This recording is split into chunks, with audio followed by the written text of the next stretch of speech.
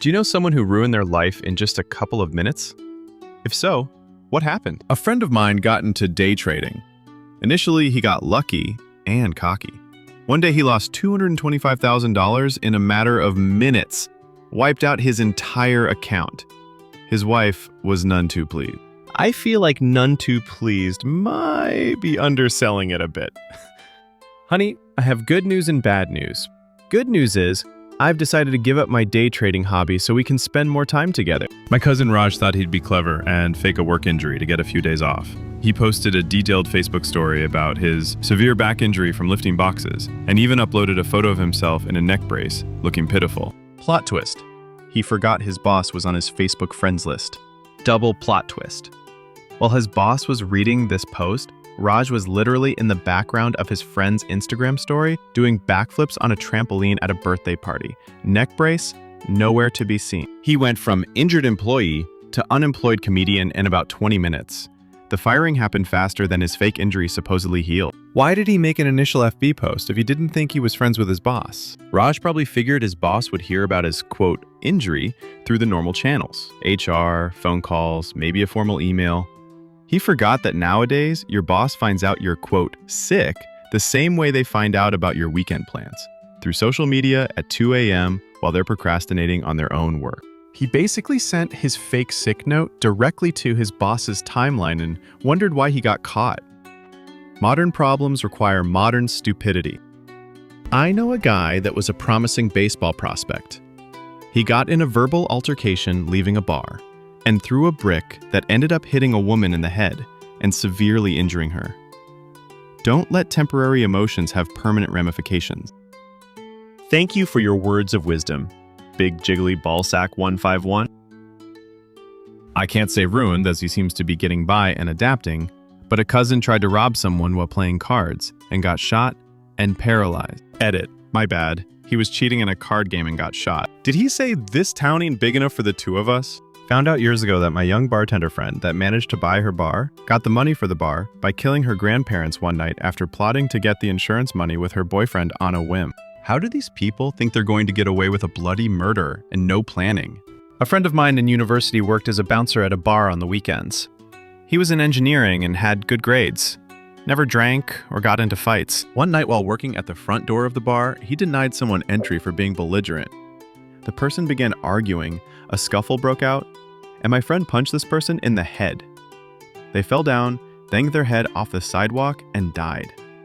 My friend was charged with manslaughter, found guilty, and went to jail. In Canada, you can go to jail for manslaughter. This was huge in the nursing world. A nurse overrode all the warnings on the Pyxis, a machine we pull meds from, and pulled vercernonium, a muscle paralyzer, instead of Versed, sedative, and gave it to patient and killed them. Needless to say, she lost her job, lost her license, and known by all nurses, and not in a good way. My friend Colin got off dope for a short while. Bought a couple bags one day thinking it would be just like before, and died. As long as I'm alive, he'll serve as a painful reminder not to play around with this life. Paramedic here. One of the most common ways for drug users to die is from going clean for an extended period of time, relapsing, and going back to their last used dose, not factoring they lost their tolerance. For a new user, over time they may have to take their original, effective dose and increase it to X1.5, X2, X4, X8, etc. for the same effect. They get clean, take a couple of years off, and then life kicks them down, and they go by X8 an effective dose, use, and then die. My high school sweetheart beat up some guy at a party who was groping my friend. That guy came back later, high on crack, and ended him, stabbed him in the heart. People! If you get into a fight somewhere, you always leave as soon as it's done. Get the fuck out immediately. Especially if you won the fight and the person you fought is a crockhead. Math as well. They can go weeks without eating or sleeping. This is sage advice. For real. Someone I know I went to high school. He robbed two couples. He shot and ended the second couple because they didn't look scared enough. He was 17 at the time. I feel like his life went off track before that moment. No. He was a straight A student with a loving family and good friends. Why then? right over Buddy's head. I knew of 2 different people who ended up dying after hitting their heads. First was my sister's best friend. She was such a beautiful girl, very popular. One night, her and her friends decided to go to the bar. They all had a great time and afterwards went and got hot dogs outside at a vendor. The girl and one of her friends decided to sit on the roof of one of their cars and eat their hot dogs. The owner of the car, another friend, thought it would be funny to scare them, so she got in the car and was going to start driving slowly forward. Because she was drunk, she accidentally put the car in reverse, and it jerked backwards, throwing the girls off the car. My sister's friend fell and hit her head on the curb. She stood up, brushed herself off, and started laughing. A couple seconds later, she dropped back on the ground. Turns out, she ended up having a severe brain bleed. She was in the ICU, and they said she most likely wouldn't make it, and if she did, she would be a vegetable. Her mom fought to keep her alive, and she made it, but she was paralyzed from neck down and severely brain damaged. She ended up surviving a few years until she died by pneumonia, I believe. Second person was my childhood friend's little brother. He and his friends were all out drinking and messing around, just being teens. They all just got cars, and the brother thought it would be funny to car surf. He got on top of the car, and his friend drove. Well, he surfed on the roof. He ended up falling off, and same thing, hit his head. Seemed fine and coherent for a minute, and then, same thing, fell back to the ground. He was in ICU for a few days, and ended up passing away from it. So moral of the story is to young teens who think drinking and messing around on cars is a fun idea, it's not. I got back with an ex. Don't do it. Wiser words were never spoken. I did the same. 2 years later, she left after maxing my cards and taking everything I owned. The second you answer no caller ID, your life is over.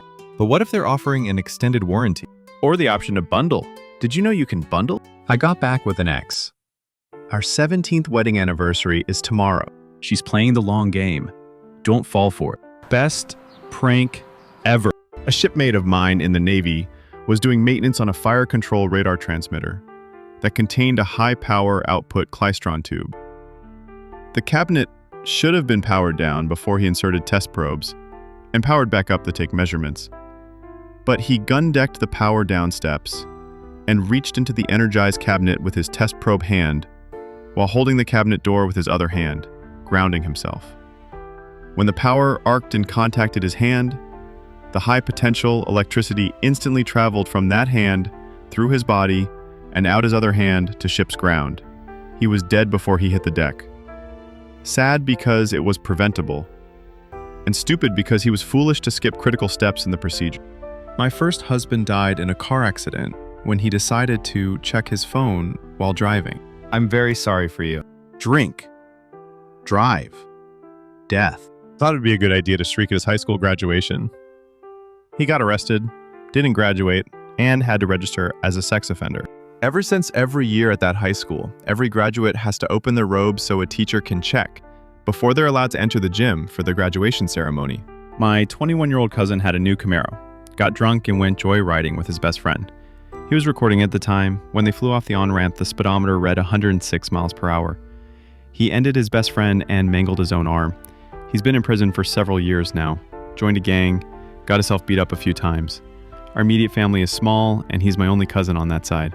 Kind of like a little brother to me. Grew up in a shitty environment and was just trying to figure out life with very few adults around to help him. It breaks my heart. About 5 years ago, my buddy and I went to a bar to celebrate him graduating from basic.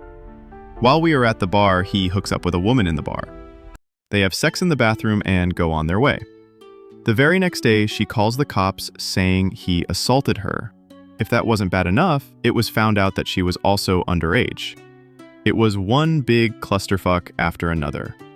The accused assault charges, the bar letting an underage girl in and buying drinks, the fact she was using a fake ID. When it was all said and done, he got discharged before he could even go to his schooling. And now he has an assault charge.